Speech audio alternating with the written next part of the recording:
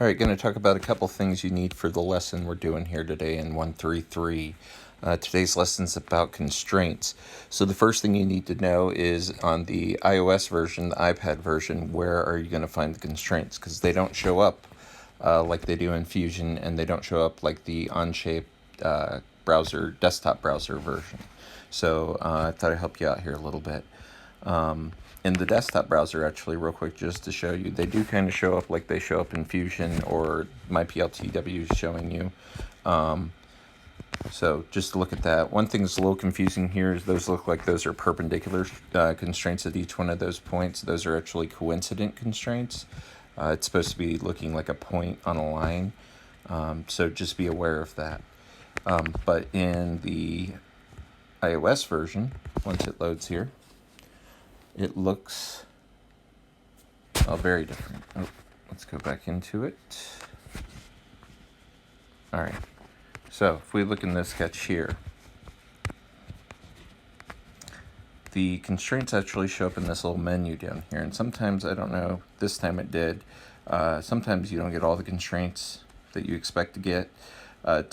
If you just move this, sometimes they'll all appear. The other thing is sometimes maybe you have something selected, because this is all the constraints on the part currently, or on this sketch. Okay, but if I select part of the sketch, say this line, it's only going to show me the constraints on that line. And it doesn't actually even show me the constraints for the points at the end of the line. So if I add that in, see now it says there's a coincident constraint, but it's only showing me, see what's selected in the view. To unselect anything, if you think something's selected, don't forget your double tap in the open space will deselect everything. Okay, I don't think I quite got that right. There we go. Now I got it. All right, so there is the constraints. You can select each one, and it'll show you in the diagram where that constraint's occurring. And the one last thing that I can think of, very important, actually two last things, very important. Number one, to get rid of constraint. So when you're looking at it in this menu, if you swipe to the left, the delete shows up. And I think if you keep swiping, it just goes away. You can also just tap on delete. So that'll get rid of a constraint. You can always undo if you have to, if you mess up something. And the last thing is, for some reason in OnShape versus, say, Inventor or Fusion, they don't use the parallel and perpendicular constraints quite as much.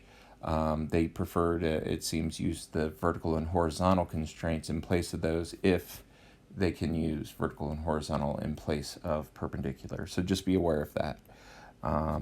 Because my PLTW will frequently say, look, there's a perpendicular constraint there. Yours shows up as a horizontal and vertical. All right, good luck.